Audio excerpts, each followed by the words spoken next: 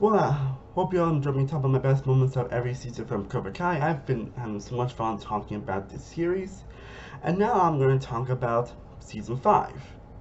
And of course, I'm going to wait till the end of Season 6 before I do a best moments video on that. But, yeah, Season 5, which aside from Season 6 Part 1, because I have to watch that as I'm filming this video, is probably my least favorite season of the show, honestly. But that's more because it kind of feels like it's a show that just kind of, when you start on, feels like the same things kind of happening over and over again. But it still has that same charm and greatness and same great character interactions and development. And also there's like some characters that I wish got a little more screen time this season, like Eli Demetrio kind of just like sidelined a lot this season. I still I love it. I think there's still some all-time great moments that happen this season. So let's talk about what I think are the best moments of Cobra Kai Season 5. Hope you all enjoyed this series. I would love to know your favorite moments from Cobra Kai Season 5 down below in the comment section. And there definitely was a great moment, but of course the first top about number 10 being the Christmas scenes with Kreese and Tori. Like, I actually really do enjoy the dynamic between Kreese and Tori, especially how he has built a lot throughout the series, and it really comes to a head this season, and with Kreese, with Tori wanting to, like, break down Silver, and not know her conflicts lie, what's going on and everything, and of course the ones that he tells her to, like, he ends up using to help her, which causes a lot of turmoil with her emotions and everything, and you really do feel a whole lot for her in that moment. But all the scenes in general, which is very compelling, mostly because of the actors and what goes on in this season. And of course, get number 9 would be Sam still figuring out who she is, because that's kind of was a big arc for us at the end of the season, kind of figure out who she is as a character, who she is as a person outside karate, which I think is a very realistic portrayal, which goes to, especially in that scene where she basically just tries to relax, then she has a spa, and then basically she sees a lot of visions of a dad and a lot of people she's encountered, and you somehow actually do feel for Sam, honestly, throughout that season, in general. And then you get the Daniel Robbie talking in episode 6, with number 8, where basically they finally actually patched up, reunite, where Robbie actually does act like a freaking dickhead for once, and just like, yeah, I should have listened to you. I should have listened to you. I don't know, that scene just felt so wholesome, especially with what Daniel was going through and what happened for that episode. And the acting about Robbie, I always forget the actor's name, but he does pretty good. It's definitely one of his best acting scenes. And those was I can remember there was a connection that was building up throughout the first few seasons, and finally see him actually acting normal for once. It's like, yes, yes, yes. And I'm saying, well, you can see what Minna gets like so furious at Daniel, she ends up leaving. It's basically see what basically he and Amanda are kind of an event for help Amanda. Then Silver kind of got into his head, whether it was intentional or not. Then it was like, how could you could not just fucking let things go? What is fucking wrong with you? Like, I've always loved Amanda because she always seems a lot of the bullshit behind what goes on throughout the series. That's why Amanda's always been one of my favorite characters. Yeah, just but it gets really heated, taken pretty seriously, and the actor that plays her really sells it. And you definitely also do understand her frustrations. Which of course led to a scene where basically she has to reunite with Jessica Andrews, who was Daniel's love interest in, or best friend and love interest in part 3. Which, again, not a nice intro on each other. That demo ended up missing the list, but it was still not great moments.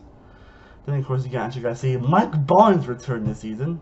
And the next one's the reunion scene number 6, where basically they actually reunite, where Dan assumes that Mike's working for Terry again, and well, he does go a bit overboard, obviously. It's like, I'm a lead. It's actually notice an ex-group out there that actually don't want to get in the fight with me. I don't know, just about very nice whole scene with children acts a little bit crazy for trying to fight him, and ends up being a bunch of his blurries, like.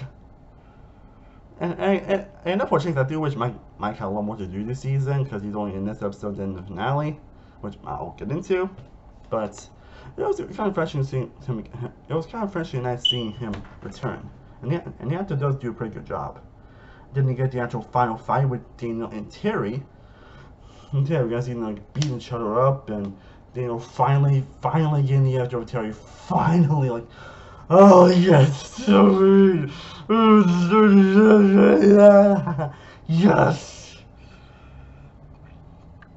And seeing the little indie interactions between them, which made me wonder, like, how are they going to continue the story for one more season?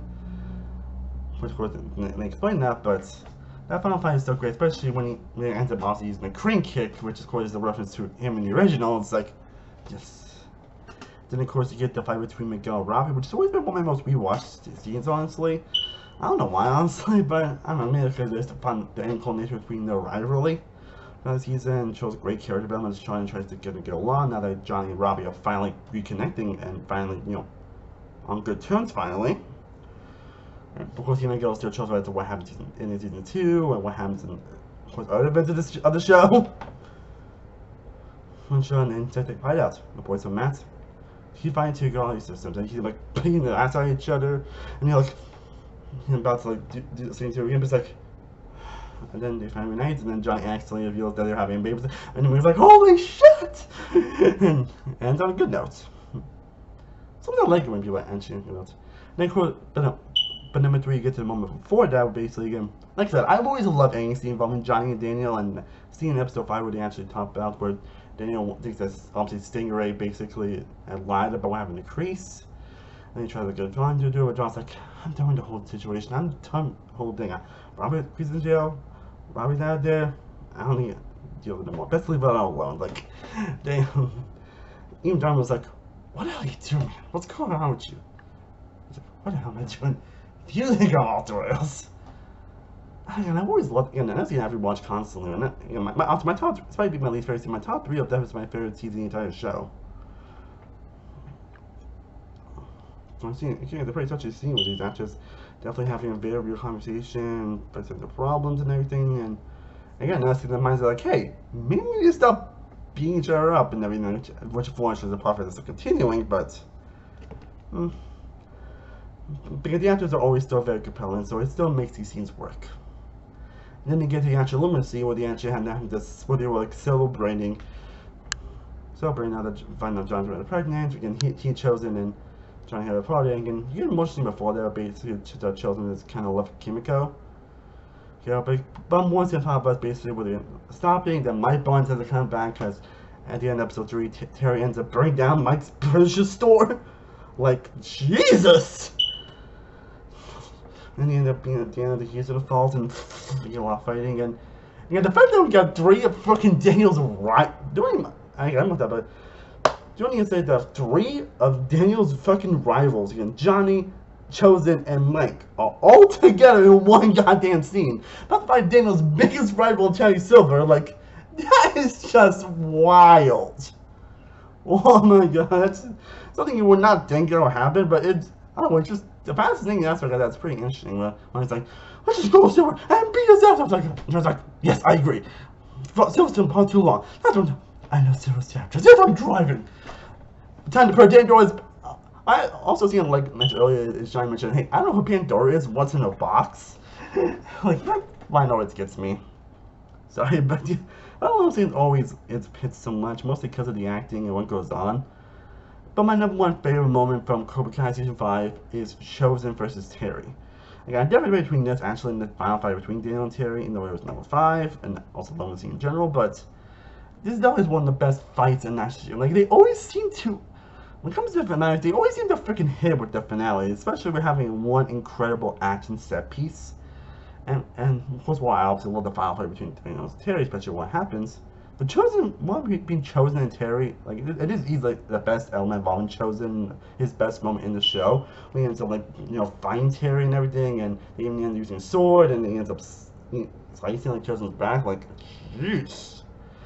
But again, the brutalness of the fight, the emotions and everything, the incredible choreography of the show is always delivered. It's what makes that moment number 1 in my opinion. Well guys, I finished talking about my favorite moments on Cobra Kai season, for my season so far. Again, I do eventually plan obviously on doing the best moments of season 6 once the last 2 parts finish airing, and then I might do a best overall list in general between Cobra Kai and the Karate Kid films in general. So stay tuned with that. Let me know any other Cobra Kai related videos you want me to do down below, or any videos in general. And let me know your favorite moments from this season and from the entire show down in the comment section. I also plan to do like a top 10 best character list for Cobra Kai very soon. So stay tuned for that. I am Sailor World, Sailor Productions. I will see you next time as always. Stay cool, buddy. Peace.